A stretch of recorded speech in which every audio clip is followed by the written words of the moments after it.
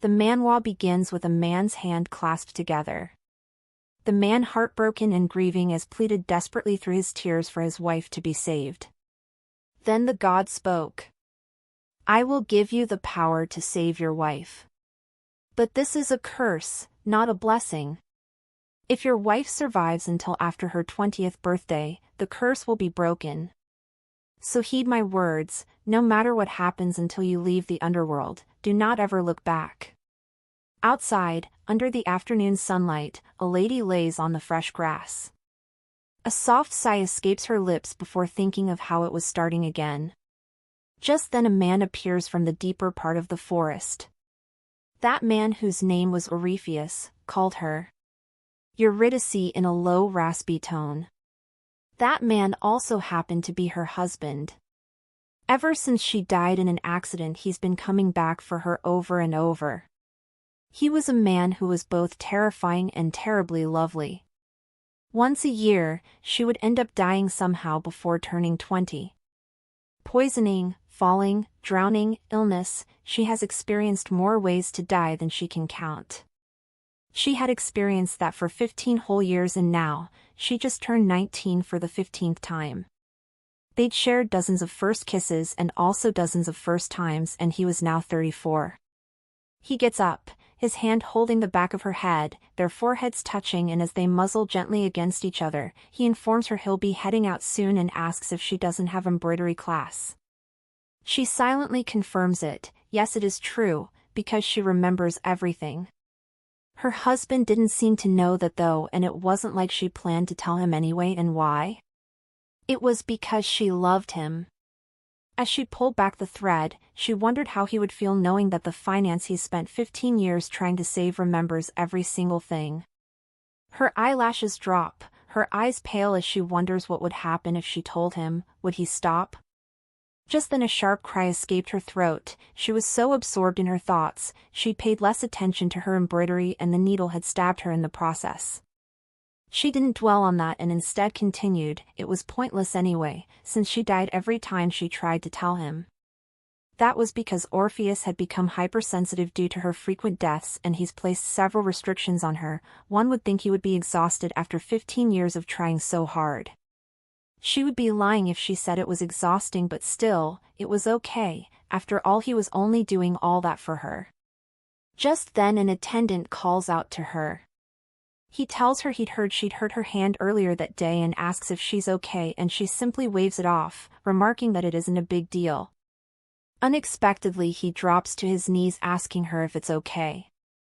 The knight in front of her was named Leo. He was also one of the guards that her husband assigned to her. Every time she dies, everyone's memories are reset too, and Leo is the one who makes her realize that even more.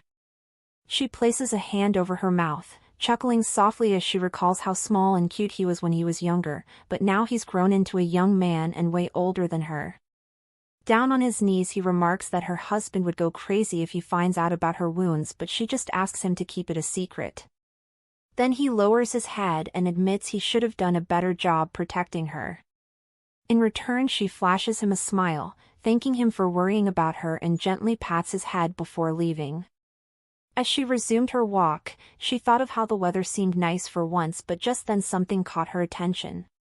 Noticing the bridge ahead of them, a part of her couldn't help but wonder if it had always been like that. Immediately she turned to her attendants and asked if it was a new bridge. Just like she'd thought, they confirmed it, explaining that the old one was getting dangerous because it was so worn down. With a quick turn, she asks that they go over there, but the knight stops her, reminding her that her husband had warned not to go to the water if possible. She dismissed his worries, saying it should be fine as it was a new bridge after all. Moments later, she stood on the bridge staring into the emptiness of the water. Faced by her own reflection, she instinctively wondered just how long she'll love this time. Maybe 3 months? Half a year? Or perhaps she'll even make it to 10. Her thoughts drifted to her husband. They used to meet there in secret all the time when they were kids, and he used to bring her gifts whenever they did. But now she couldn't take it anymore and wondered how long. Just how long she could continue living like that. A crow suddenly jumped off the tree branch and flew in her direction. It attacked her continuously until she slipped off the bridge. The scene transitions to her eyes lingering on a delicate flower ring. Her husband Orpheus was beside her. He remarked their wedding was coming up soon, but it was nice to get in the mood beforehand. She yelled at him, reminding him she was already his fiancée, but he disagreed, claiming being a fiancée and being a real wife were clearly two different things. He went silent for a moment before asking genuinely if anything would change after they are married.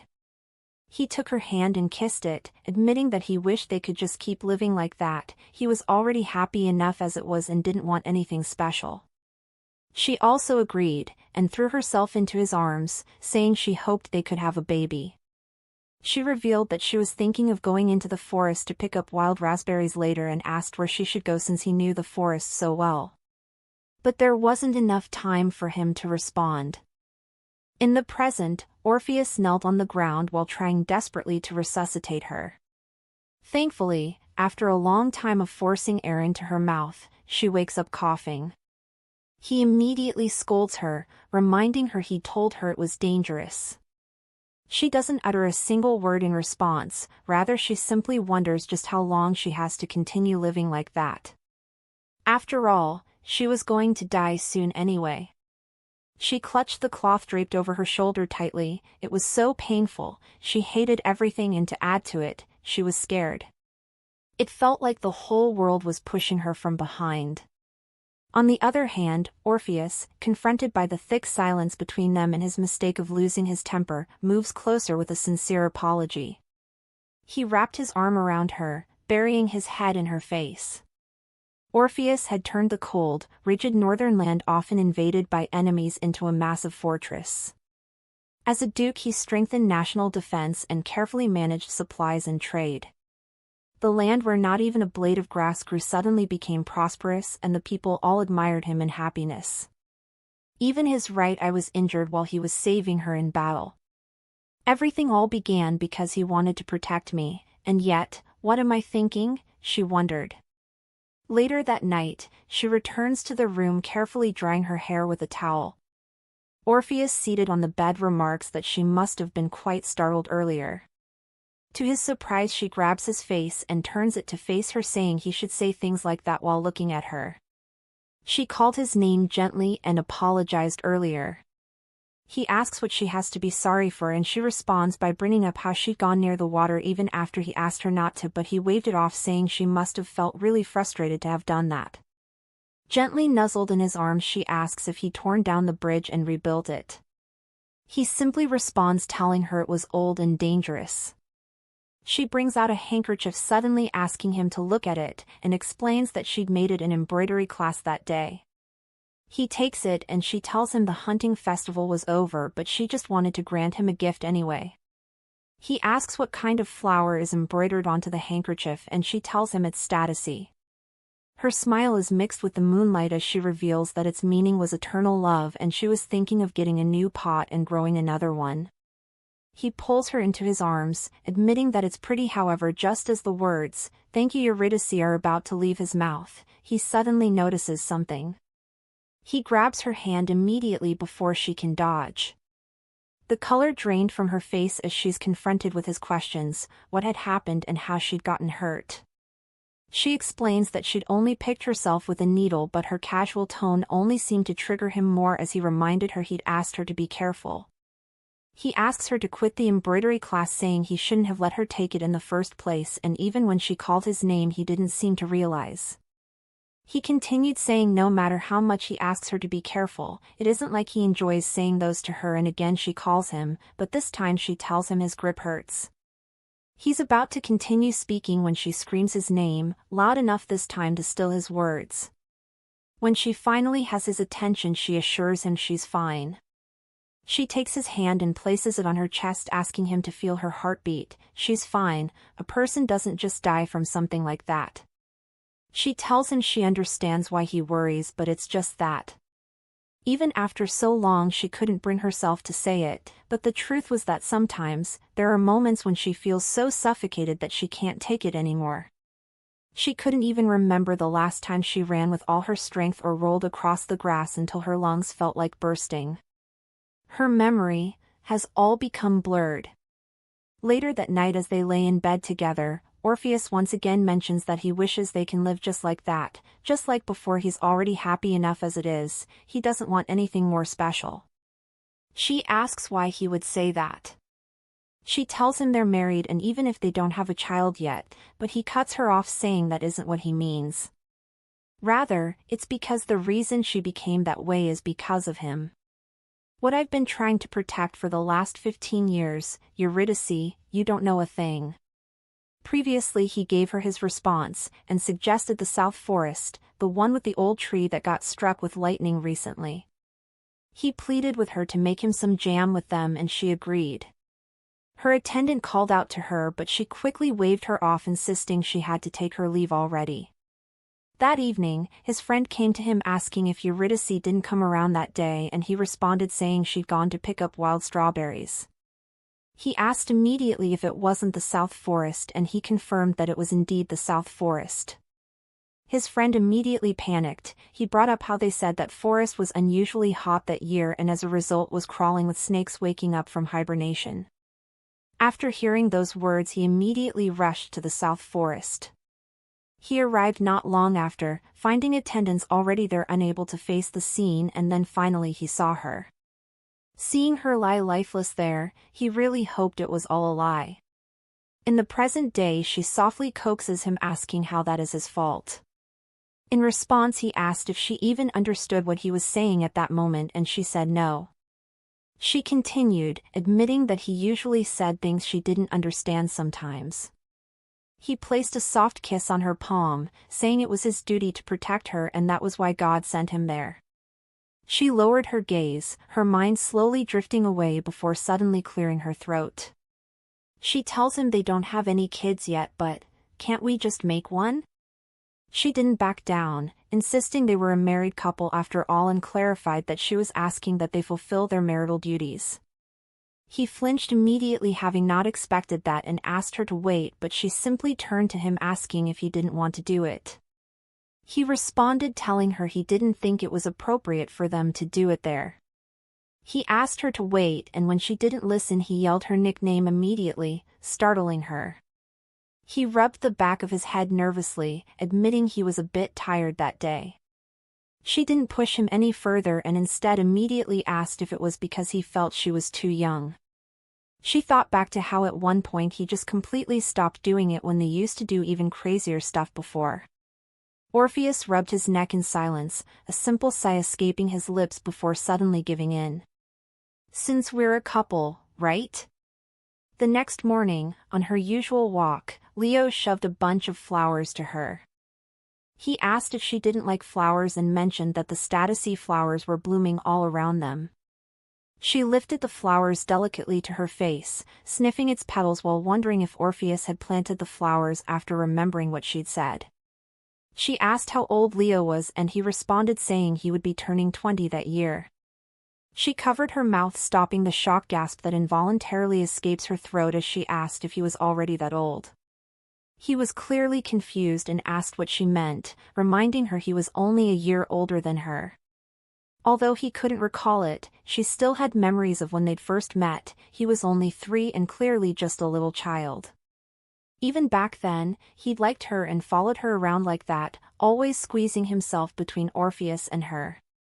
Then after she returned from studying abroad, he had grown so much that she was truly surprised. She gently pushed his hair back, before telling him he was kind. He turned away embarrassed, also admitting that she was really strange. She asked what he meant by that and he explained that although she was younger than him, she always treated him like a child and she also felt different from girls her age. In addition to that, he also felt like she was someone he could never quite reach, like she might suddenly leave at any time. Realizing he might have overstepped, he quickly explained that he didn't mean anything bad by it, rather he was only saying she was very mature, but she on the other hand simply flashed him a smile, while thanking him. Having spotted the red roses also in bloom, she quickly moved to its side, however just as she reached out to touch it, she suddenly heard a familiar voice call her. She turned around to find her husband Orpheus, who instantly reminded her that flowers like that had thorns and she wasn't meant to touch them. Although she apologized, she felt a sudden tightness in her heart again. And just as she wondered what could likely be the problem, a person rushed in panic, calling her to inform her that her father had collapsed. As she hastily climbed into the carriage, she wondered how that could be. Her father always seemed so healthy. She glanced outside, her thoughts reeling, and thought of how time really did pass so cruelly. An image of her laughing happily in the arms of both her parents suddenly appeared in her mind. When she finally arrived, her mother was waiting for her. She led her to her father and urged her to greet him, saying he might still be able to talk to her. Just as her mother had suggested, she greeted her father immediately. She took his hand and placed a kiss on it, and as she sat by his bed he said some final words to her. He assured her that she didn't need to worry about them, and admitted they worried about her even more. Of course the Duke would take responsibility for her until the very end, but they had her at a late age. Her mother fought to hold back her tears as she revealed their worry: if they passed early. Eurydice, watching her, simply thought back on her words. Deep inside her, she disagreed with her mother's words. She wasn't a daughter they had late in life, more someone to worry would be left alone at a young age. Rather, she was simply Eurydice, her daughter. Later, she walked outside feeling defeated. She attempted to clench her fist, but she couldn't. The thoughts weighing in her chest made it difficult to. At that rate, her mother and father would be gone too. And not just them, but Orpheus, and Leo too. She wondered if everyone she knew would suddenly die and disappear, while she remains there forever as a 19-year-old. The world kept drifting farther away from her. She called the maid behind her before turning to her, saying there was one thing she'd like to ask of her. That night she returned back to Orpheus. He turned to her, asking when she would arrive, revealing he thought she would come after resting. She explained in his arms that her mother had said it would be harder for him if she stayed back, so she asked her to leave early. Also, it wasn't very far away, so she could always return to visit. After all, he'd sent the best doctors and nurses in the city, so they should be better soon. She was about to speak again when he suddenly called her. He asked if she was really okay, and she pressed her eyes shut immediately as soon as the word "no" fell out. She admitted that she felt terrible. He was clearly such a healthy and robust man, and asked if perhaps she should have visited him a bit more. Orpheus gently comforted her, asking her not to think like that. After all, he wasn't sick because of her, but she told she still felt a bit worried. He caressed her cheeks softly before asking if she could remember that the festival was coming soon. Her mood lightened a bit as she asked if it was already that time. He responded, asking that they dance and eat lots of food, saying that'll cheer her up. He went as far as tickling her to lighten her mood, and then paused after, asking her not to cry, admitting that whenever she does it usually felt like his world was collapsing. She nuzzled into his arms with a simple okay, but inside her, she could only wonder if he felt like that too, when she died. Every time, for every single moment? What kind of face did he make each time? The day finally arrived and she rushed through the halls, bursting into Orpheus's office without warning. She took his hand, celebrating that it was finally that day. The day of the harvest festival had finally arrived. Every year on the day of the first snowfall, a week-long harvest festival is held to pray for abundance and prosperity in the coming year. Legend has it that couples who dance together and promise their love at this festival will be granted a marriage that lasts 100 years. They've been dancing at that festival for over 20 years and were always the king and queen of the festival. Even though she's participated for so long, she usually still gets butterflies, so she can't help her excitement. When she was finally done getting dressed, she rushed outside excitedly. She commented on his attire, saying it's been a while since she's seen him in plain clothes, and he responded confidently, saying although he might look that way, he's fully prepared and she should think of it as an undercover investigation. He explained that he would be standing nearby watching over her, since one never knows what might happen on a day like that after all. Plus, he rubbed his neck nervously before admitting that for himself, he wished to see her dance from up close. But it didn't seem like she was paying any attention as she passed before him, to stand in the distance. He turned his face away, embarrassed, while Orpheus shared a few words of encouragement, that they all stay safe during the festival and that they all make it through the winter safely. Eurydice, on the other hand, only just now seemed to realize Leo had said something and turned to him asking what it was he'd said. He tells her he was only just saying that the both of them seemed to have a lot in common. She asked him what he meant, and he explained that she and Orpheus sometimes seemed to have such sad eyes. Orpheus, on the other hand, stood in silence. He thought of how, since one could participate in the festival from the age of 13, if he counted the years, it would mean it was his 22nd festival already. Everyone looked so happy, it was the same festival every year. But he was sick of it. He noticed a drop of blood on the floor and realized shortly afterwards it had come from his nose. He immediately understood that it was probably because he'd been overdoing it lately. He's just had a lot to juggle between Eurydice and the festival's preparations. Eurydice appeared at that moment. He complimented her looks, but she dismissed it, saying that was the point, and brought up his nose. Throughout their conversation, a single thought lingered in his mind. Are you the same? Eurydice, are you like that too? That went to the festival around that and went to different stalls, even getting matching adornments. She turned to him with a smile, about to suggest something about their next year appearance too, but she could only get 2 words out before catching his face. Watching him like that, Leo's words came to her mind, that sometimes they both seemed to have in common, such sad eyes. Just then a person came to report to Orpheus. She nudged him nervously, asking that they go dance, while the attendant apologized for interrupting their break but insisted the matter was serious. She grabbed his arm, asking him to hurry unless they were going to miss it, while the attendant finally spoke, saying the issue at the border had flared up again and asked if they should handle it themselves.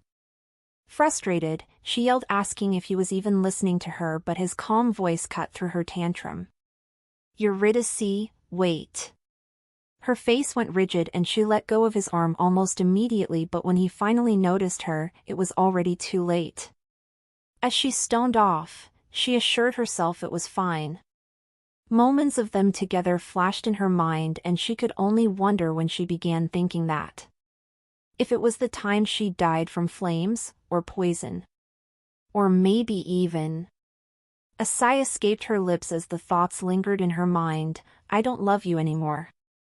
In the present, just as she wondered what she was supposed to do now, the door suddenly crept open. It was Leo standing in front of the door. He asked if she was all right, admitting that he was so worried when she'd first disappeared, as it looked like she was crying. He sided with her, agreeing that the Duke had really gone too far that time. He had always been way too overprotective and had no idea how hard it was for her. If I were him, I would never. She threw herself into his arms suddenly and with her head buried in his shoulder as she told him it enough and asked him to just hold her instead. He protested lightly, reminding her the Duke would be there any minute, but that didn't stop her. He shoved her away instinctively, and once he'd realized it, apologized. He explained that it was an accident. But her composed demeanor finally cracked, and the tears she'd been fighting to hold began falling without regard to how much she'd done to break down in that moment. He felt his defense also crack. Through the night her mind was in a haze. She wondered if things would have been better if she'd aged alongside him. If she wasn't shaken by small things and didn't get disappointed so easily, if she could have handled things more maturely. If she could have stopped being afraid of dying over and over again. Outside her thoughts, Leo whispered over and over that he loved her. He pleaded with her to run away with him, but that only pushed her into more thought. Run away? What do you even see in me? I wouldn't have cared even if it was you who'd walked through that door earlier. Could you still say those things if you knew everything about me? I know it's a selfish thought, but if Orpheus saw this, would he lose it and lock me up? Or maybe he'd just leave me forever. Around the 5th time she died, she realized something.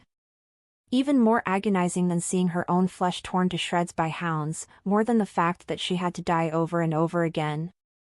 Seeing him grow more and more indifferent was agonizing. Unfortunately, Eurydice wasn't enough to endure any more of that pain and fear. The guilt of betraying her lover, the repeated deaths, the terror, all the things driving Eurydice mad. Because she was still a fragile 19-year-old, she would lose to her desires, yield to death and find herself desperately clinging to love once again.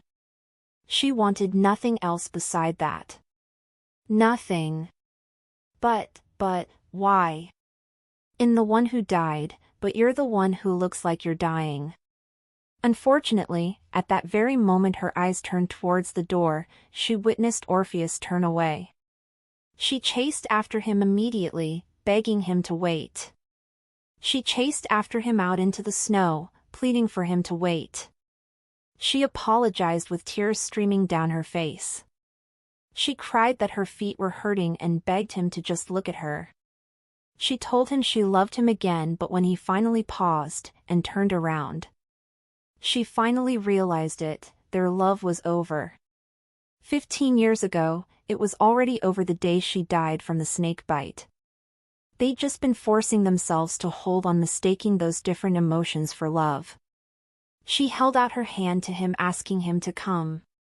She asked that they get back and he accepted. She understood no, that was why it was a curse and not a blessing. No matter what happens until they leave the underworld, he should never have looked back. Dinner that night was cold lamb and bread. Surprisingly, there was no shouting or screaming. They just ate, and the food was quite delicious. It was a startling, mundane and ordinary day. After washing up, they chatted briefly before sharing a kiss, and they held each other. Those moments that felt like they would last forever. As they laid in bed, he brought up her birthday the next day. He told her he'd prepared a grand festival and admitted that it had been so long since he planned one that it felt a bit strange. He asked her how she felt and she responded saying she wasn't really sure. She thought silently. Orpheus, I'd rather you just get angry and kick me out or throw me away. At least then I could hate you in peace. I'm glad I can't see your face right now, I'm sure you have a terribly sad expression. Outside her thoughts, Orpheus suddenly spoke. He asked her not to cry. Again he told her, whenever she cried, it felt like his world was falling apart.